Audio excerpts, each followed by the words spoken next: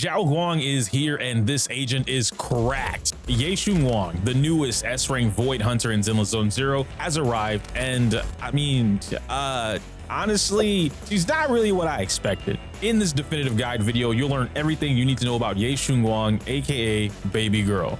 Would you guys believe me if I said Ye Shunguang still doesn't compare to Zhu Yuan? No? Okay. Anyway, Zhao Guang is an absolutely busted physical attack agent specializing in ignoring every single thing in the game as much as possible. And this isn't just a once in a while thing. Her entire kit is packed with a combination of iframes and dodge cancelable techniques to allow the player to never stop attacking. Now do keep in mind this video was filmed on the creator access server, so there may or may not be changes compared to the official launch. If I'm not mistaken, there should be a pinned comment explaining some of the changes that we were told earlier. As always, we'll cover her kit, best gear, stats, free-to-play options, and teams, kinda, as well as my current opinion of Ye Shunguang in the meta. Without further ado, time to crack Ye Shunguang.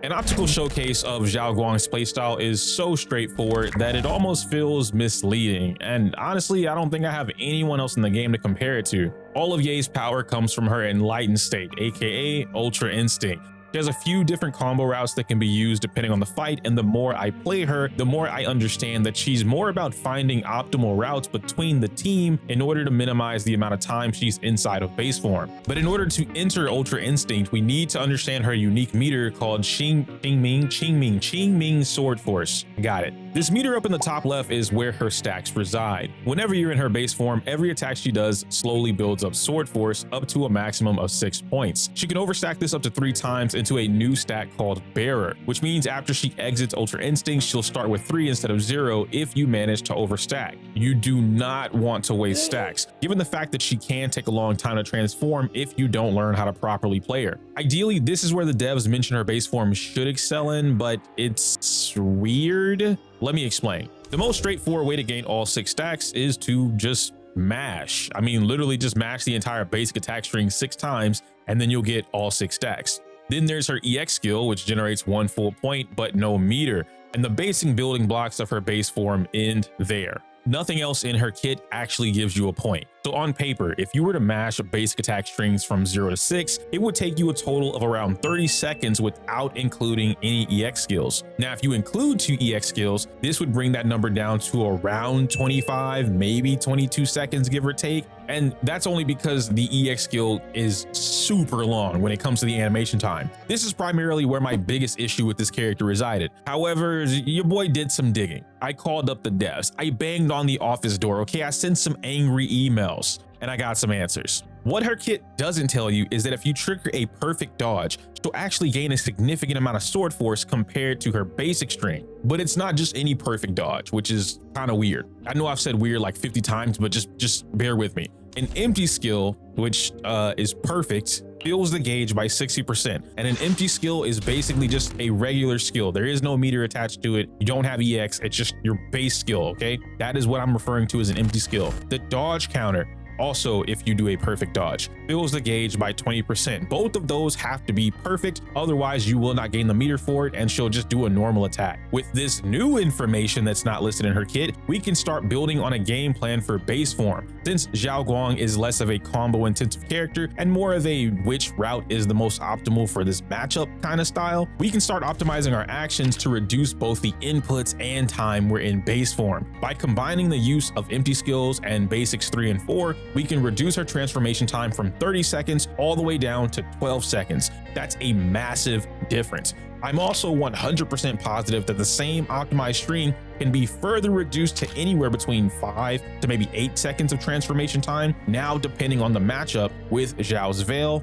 adding EX skills, your other teammates, and even depending on how aggressive the enemies you're fighting are. Essentially, if you enter flow state with Zhao Guang, you can dance in and out of Ultra Instinct in mere seconds, depending on the team and your execution levels. Now, beyond that, you really shouldn't expect much out of her base form. She isn't weak in this form either, just not as strong as her enlightened state. It's like comparing base Goku to Ultra Instinct. Both versions of Goku can still blow up the entire planet with less energy than the strongest human. That's the level Ye Shunguang is on. But speaking of her enlightened state, let's talk about it. I keep calling Ye Shunguang's Enlightened State Ultra Instinct because that's literally what it is. 99% of her actions in this form are invulnerable, and the only time you'll ever get hit is literally if you fudge up. And even though her kit has a Bible's worth of text descriptions, most of this doesn't even matter because it's wrong anyway. Within Ultra Instinct, Ye Shunguang gains 2 separate sets of basic attacks. They're called Heaven and Earth, and she also gains a new special attack. Each basic attack set has its own unique combo chain, whether that be on the ground or airborne, but ideally you just learn the inputs because the trick to this enhanced form is taking advantage of something called culmination. That's going to be this white emblem that appears underneath the health bar after you use the special attack Soaring Light. What culmination does is enhance the following EX special she performs during her enlightened state, and that's controlled based on the amount of chain Ming force you have available to use. She gains culmination after using annihilation, meaning we always want to follow up annihilation with her EX skill since culmination cannot stack. This isn't tied to her energy meter either, but instead the 6 sparks that she has. For reference, the attacks that consume sword force are going to be Soaring Light, Annihilation, and Sunder Light Maximum. Annihilation uses 2 points of sword force when available, whereas Maximum uses 1. She also has the unique EX skill that I talked about earlier called Clean Exit, and it shares similar properties to that empty skill that I mentioned before. You're almost never doing this at base form, but if you, for whatever reason, need to dodge out of her Infinite Void status, then use the skill button or the backdash. After a perfect dodge, she'll activate the Vital View, and if you press attack right after that, you have a couple options. Backdash follows up with Skyward Ascent, throwing her back in midair, and then repeat the combo. Holding EX starts her infinite slash attacks and can be linked into Maximum, but doing this burns sword force that could be used for stronger options. Clean Exit by itself follows up with Maximum, which can then be linked into Skyward Ascent, so EX skill is the more damaging route. Finally, we have her finisher, which technically she has 2 of. Return to Dust is her normal EX finisher that happens if you hold EX at the end of Ultra Instinct. This is the one that you'll see a lot of players quick swapping out of because she'll complete the animation on her own. Big PP damage. This version of the finisher happens whenever she enters Ultra Instinct without consuming the 3000 decibels for her ultimate. It really doesn't matter what happened to get her there. If the decibels weren't consumed, this version of Return to Dust will trigger. If in the event you use her decibels to enter the Enlightened Mind state, then you'll get her ultimate version with the sick ass animation called Cleaving Heavens. Lastly, I want to mention some of the fastest transformation cancels I use consistently. There's definitely more, but I'm leaving things for you guys to enjoy discovering on your own. Whatever you find, share the tech with the bros though. That's the rules. I don't make them, I just enforce them. Anyway, BA1, BA5, and Dodge Counter all swiftly transform into Ultra Instinct by just holding the button after inputting the attack. BA3 is special though, because the animation itself is 2 for 1. BA2 is where she zooms backwards on her sword coffin.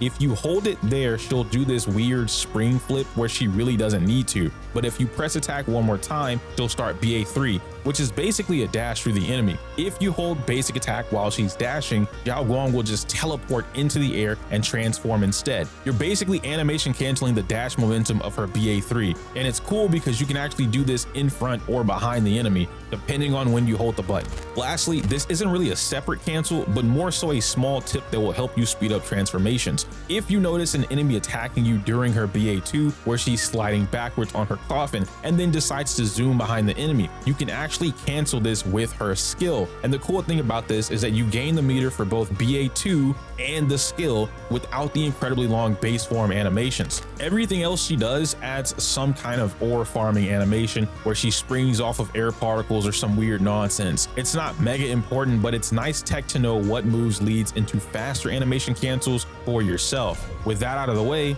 let's talk about combos. Yay! Sometimes I feel like you guys just don't even like that part, but whatever. I'm gonna do it anyway. Xiao Guang's combos aren't too advanced at all. They are actually some of the easiest to learn in the game, which I feel like makes all of this way easier for a lot of you guys to absorb. So if it's not hard, it's actually the rotations that you want to spend a lot of time on. I wouldn't really consider her base form having combos at all either, and it's even more important that you develop more like game awareness to recognize when you should input empty skills, perfect dodges, EX skills, interrupt a basic attack string, and so on. For now, here are the 2 Ultra Instinct combos that you should learn. The first one is called the Dragon Slayer combo, and yes, that is literally the name of it. I'll try to place the inputs on the screen here. The Dragon Slayer combo is ideal for short burst combat, where enemies have limited damage stun windows, or when teaming up with agents whose buffs don't last long, i.e. something like the Thrall and the Defiler, even the Fiend. The next combo is the Divine Mantra combo. This rotation extends your output window, giving you smoother crowd control and combos against miasma monsters or enemies that stick around the field longer. For example, you are almost always going to see kill runs against Miasma Priest, using Ultra Instinct to completely ignore the miasma phase and destroying it faster than following the mechanics. Why the devs made something this ridiculous, I don't actually know, but I have no choice but to start the "they hate Miyabi" agenda now moving forward. Another strength of the longer combo is that because Ye Shunguang will complete her animations off field, if you learn your switch tech combos, you'll be able to consistently reapply your buffs, get extra damage, or even squeeze in some DPS rotations for another setup. And technically she has combos utilizing her grounded basic attacks when in Ultra Instinct, but I can't really determine if the little bit of extra damage is worth it compared to just gaining more sword force points faster. Like ideally, it's really just a Brimstone specific combo that you're gonna be on the ground for, but I guess I can explain that if someone asks it. Instead of me doing that now, we're gonna talk about her gear and her main stats next. Surprisingly, this is the part about Ye Shunguang that piqued my interest purely because the results were pissing me off. I've been encouraging players to develop more variety builds for their agents for over a year now, and Ye Shunguang is oddly the first agent that will actively encourage more players to do that. Granted, she's broken to the point where you can run her completely naked and still body the endgame, but for the sake of my point, Ye Shunguang's best main stats change based on the matchup. For example, when faced against enemies that have unique floor buffs or effects that give you a lot of crit damage, you ideally want to use attack percent 4. Against enemies that have reduced defenses like some of the future bosses, crit damage 4 and attack percent 5 would be the ideal setup. Oh, and even something like using the free-to-play options Brimstone would force you to change your slot 4 and 5 away from attack percent to balance out the stats, at least in the case that you want to min-max builds. Obviously, changing builds every fight isn't necessary, but considering that players are looking up what the best build is for Ye Shunguang, then that point has to be taken into consideration. Of course, our 2-piece sets would need to adjust based on whatever else you alter to make up for the main stats too. Now regarding disc drives, Whitewater Ballad is her best 4-piece set. It's literally designed to work perfectly for her. Physical damage, 20% crit rate, and attack percent all stacked into one set.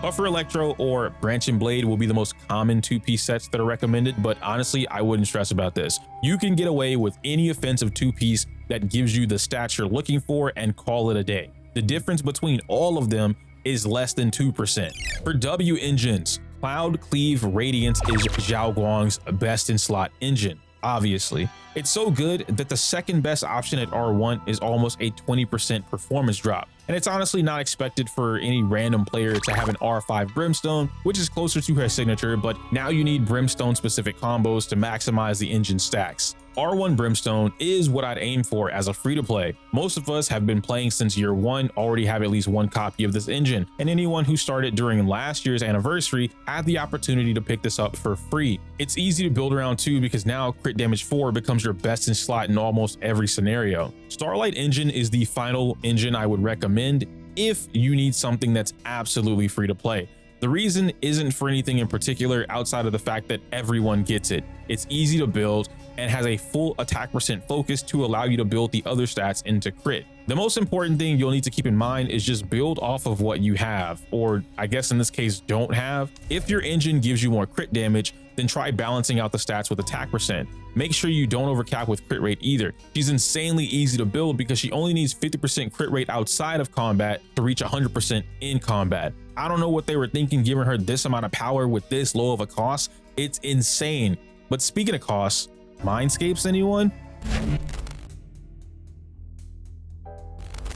You guys know the drill. None of you need these, but in the event you're feeling risky, then feel free to super chat me that M1 Ye Shunguang in the comments down below. With that said, M1 gives Xiao Guang a 20% defense ignore, an additional 10% damage increase, and allows her to start off the fight with access to Ultra Instinct immediately. It's solid. Still not needed, but the 20% shred on top of her full premium team helps her reach rupture levels. You can still use pin 5 with this, but at some point, especially if they super shield the game for Ye Shunguang like I know they will, then you'll probably end up changing this down the road. M2 is personally where I stop regarding her important changes. This almost completely changes her combos and routes, adding 40% defense shred to her soaring light attack and ultimate after the recent changes, while granting her the ability to essentially hold 2 full stacks of sword force at the same time. I would talk about M4 or M6, but honestly, they aren't that great in comparison to M2 alone.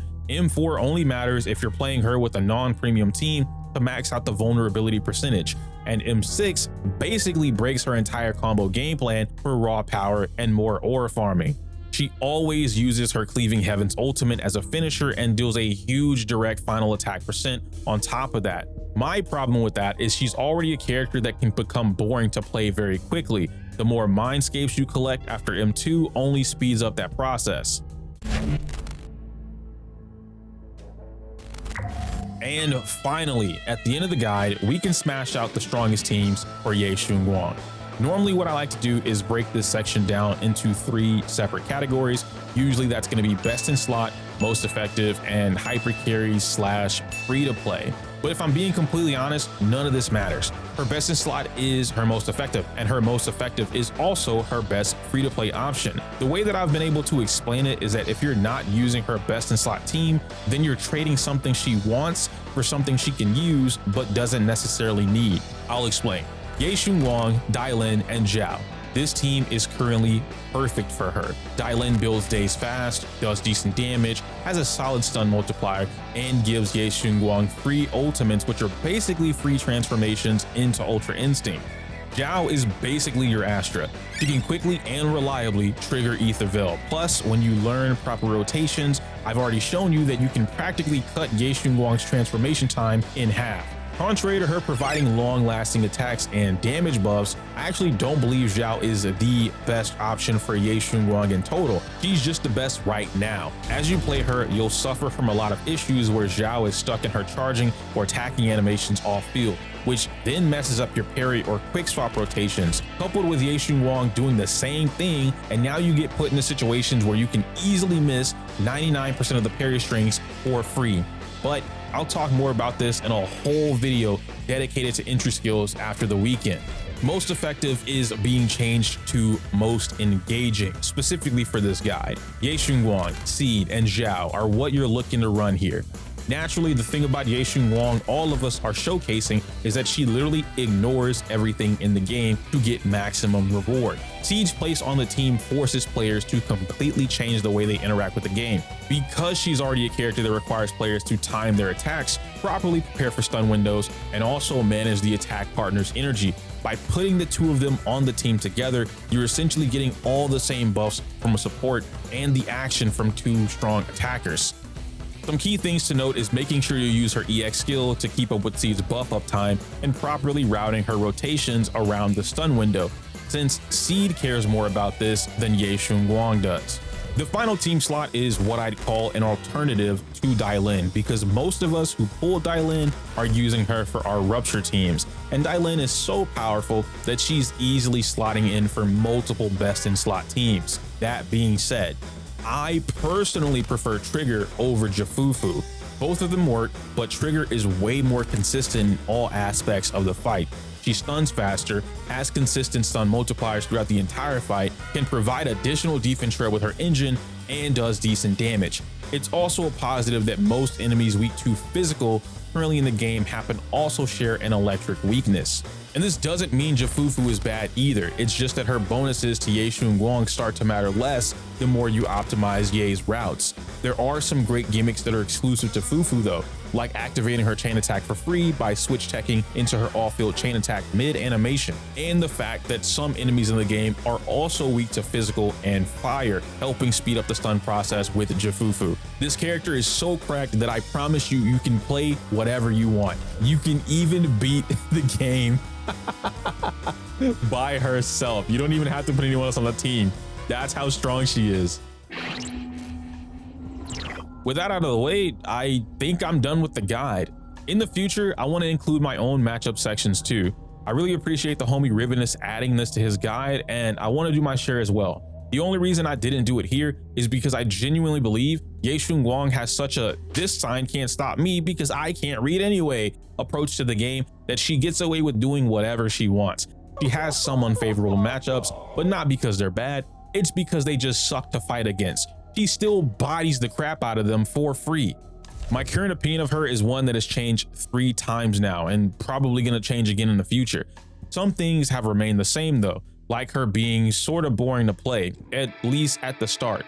I wanted this new dual form character to be unique and cool so bad that I spent countless nights figuring out how to reduce her transformations to mere seconds in time. I wish her Ultra Instinct had a bit more to work with, maybe some extra combos that were more beneficial in XYZ situations, but my biggest disappointment is still her base form. It's cool to look at, I guess, and the animation cancels I discovered definitely help reduce the time she's in base form, but I would have really appreciated her being able to do anything that's more beneficial to the game plan. Even if they gave her the option to switch in and out of Ultra Instinct naturally, to use her Sword Force at will for specific combos would have been more interesting to the character's design. Her ignoring everything in the game is also a massive problem, but again, my own personal opinion there. I'm gonna use Miyabi and her Yuzu Ice team just for a moment to compare and explain and get you guys on the same page. Both Miyabi and Zhao Guang have the ability to ignore everything in the game, kinda. The devs have clearly implemented new limitations to try stopping Miyabi, but without that in mind, here's the main difference. In order for Miyabi to ignore everything in the game, the player has to learn how to abuse and manipulate anomalies, another native mechanic to the game, and the team's hits. Then you get the combos, rotations, and whatever else. In order for Ye Shunguang to ignore everything in the game, the player literally just has to mash left click for 3 minutes straight and make sure their buffs are up from the rest of the team by swapping in and out. You don't even have to press a button for them. Rinse, wash, repeat. But I sort of predicted this a few months back. Ye Shunguang was designed to be simple to play, brain dead easy, but they purposely designed her to be even stronger than Miyabi when she originally released. You guys hear this from me all the time. This is amazing for players who grab her, and I want everyone to have fun. I'm even having fun trying to learn new routes with her non-premium teams, but this is not healthy for the game. We will all see the consequences of this in the future, and no, this isn't going to be like before where only Anomaly or only attack mains felt it. Everyone is going to be affected. Do not skip Ye Shunguang if you can help it. Ye Shunguang transforms her score from a 7 to a 9 out of 10.